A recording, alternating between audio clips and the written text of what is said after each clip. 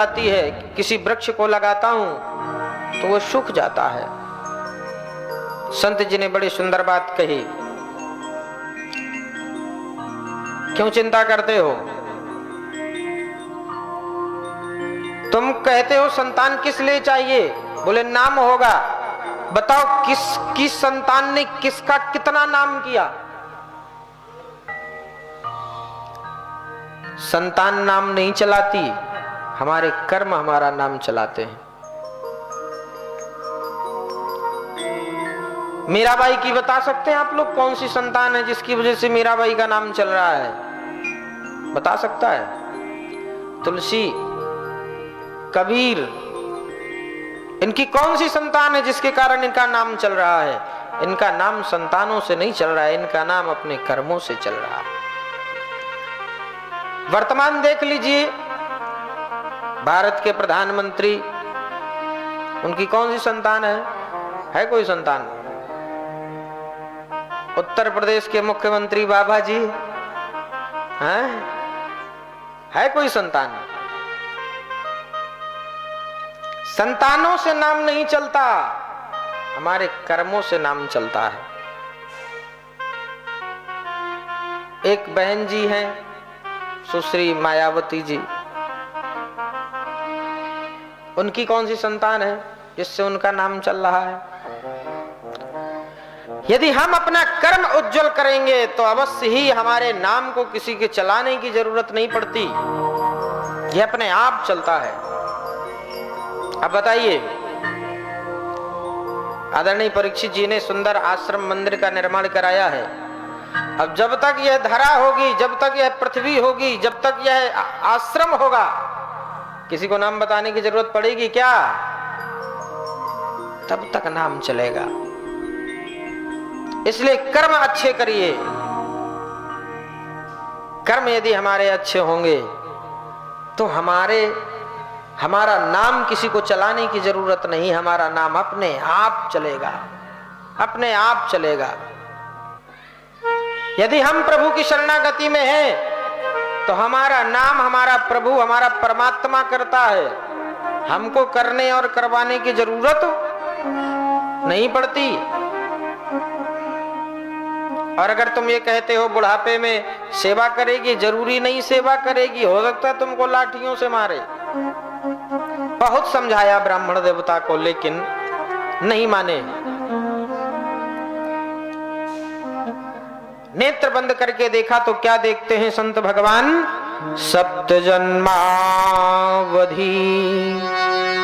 तव पुत्रो नैव चैव च। एक जन्म नहीं, 7 जन्म तक तुम्हारे कोई संतान नहीं है। 7 जन्म तक तुम्हारे कोई संतान नहीं है। अब तो दहाड़ मारकर ब्राह्मण देवता आत्मदेव रो पड़े और चरणों में गिर गए, बाबा जी संतान दो, नहीं तो मैं भी आत्महत्या कर लूंगा, और जो ब्रह्म हत्या का दोष है वो आपको लग जाएगा। अब तो बाबा जी चक्कर में पड़े। अभी मैंने एक बात कही थी ना, बिना दया को संत कसाई, और दया करे तो आप हत्याई। बाबा जी ने सोचा, अच्छा ब्राह्मण देवता से हमने पूछा तुम्हारी क्या समस्या है? जबरदस्ती ब्रह्म हत्या हमको मिली जा रही है, जबरदस्ती। बिना दया को संत कसाई, दया करे तो आफत आई। तुरंत विपत्ति आती है संतों के पास। एक संत जी अपने आश्रम में रहते थे, बड़ी अच्छी बात है, और अपने आश्रम में रहते थे, बड़े शुद्ध महात्मा थे, किसी के पास जाते नहीं थे, किसी से कुछ लेते नहीं थे। उस आश्रम से लगा हुआ एक गांव था, उसमें एक माता जी थी। माता जी के पास एक भैंस थी। एक दिन उस भैंस ने दूध नहीं दिया तो बाबा जी के पास गई, बाबा जी से बोली, महाराज मेरी भैंस दूध नहीं दे रही है। तो बाबा जी ने अपनी धूनी में से भभूति उठाई और माता जी को दे दी, लो अपनी भैंस को लगा देना, ठीक हो जाएगी, दूध देने लगेगी। उन माता जी ने कहा, बाबा जी अगर मेरी भैंस ठीक हो गई तो 1 दिन का दूध आपके चरणों में समर्पित कर दूंगी, तुरंत बिना कुछ कहे सुने बाबा जी ने कहा हमें दूध वूध नहीं चाहिए, तुम जाओ, तुम्हारा काम हो जाए, तुम्हारा कल्याण हो जाए, हमें दूध वूध नहीं चाहिए, तुम अपना ले जाओ। नहीं बाबा जी मैं जरूर देने आऊंगी। अब परीक्षित जी जब वो भभूत लेकर के गई और अपनी भैंस को लगाई तो भैंस ठीक। बाबा जी की कृपा, संत भगवान की कृपा। और जब वो ठीक तो गर्र गर्र दूध दुहें और कहें ये तो हमारी सेवा का फल है, बाबा जी की भभूत से कुछ नहीं हुआ, बाबा जी की भभूत से कुछ प्राप्त नहीं हुआ, ये तो मेरी सेवा का फल है जो मेरी भैंस आज बढ़िया दूध दे रही है। बाबा जी का भभूत का नहीं कुछ भी। दूध देने बाबा जी को नहीं गई जो कि कह के आई थी। पता है जब हम कोई कार्य नहीं करते तो हमारा परब्रह्म परमात्मा संतों का, ब्राह्मणों का कार्य करने के लिए उत्पन्न होता है, जरूर आता है। और गोविंद आज कुत्ते का रूप बना करके आए और जब इसने दूध को निकाल कर रखा वैसे ही प्रभु अपना मुख लगाकर भाग गए, चले गए।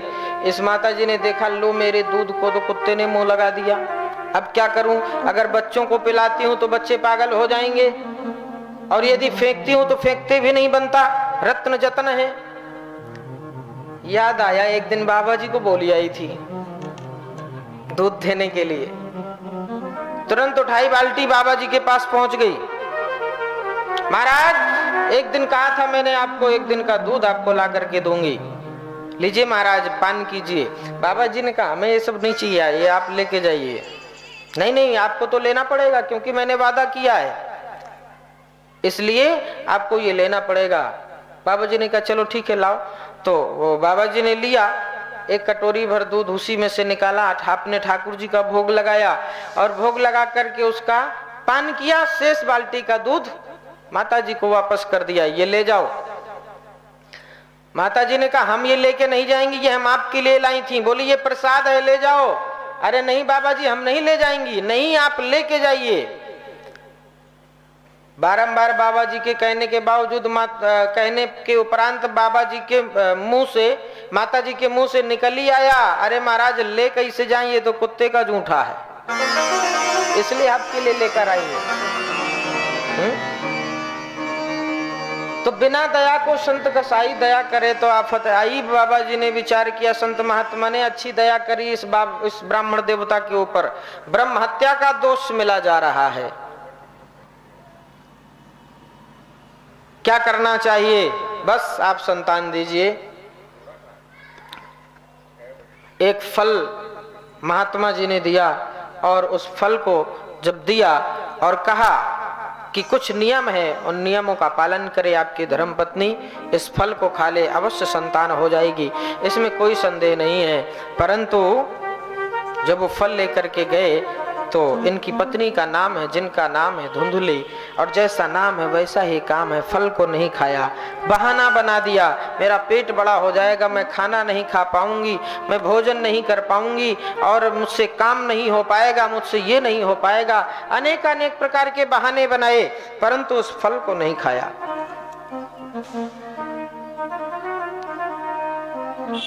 उस फल को गाय को खिला दिया और उसकी बहन के गर्भ था, बहन को कुछ पैसे वैसे दिए और कहा कि अपनी संतान मुझे दे देना। कुछ समय व्यतीत हुआ तो धुंधली की बहन के पुत्र हुआ, उस पुत्र को धुंधली को दे दिया। अब तो बड़ा आनंद उमड़ा ब्राह्मण देवता के यहाँ, और कुछ ही दिन उपरांत उस गाय के भी एक बालक उत्पन्न हुआ उस फल के प्रभाव से।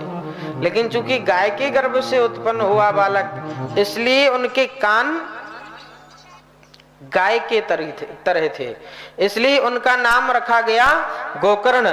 बोले गोकर्ण जी महाराज की जय हो। गोकर्णो पंडितो ज्ञानी धुंध का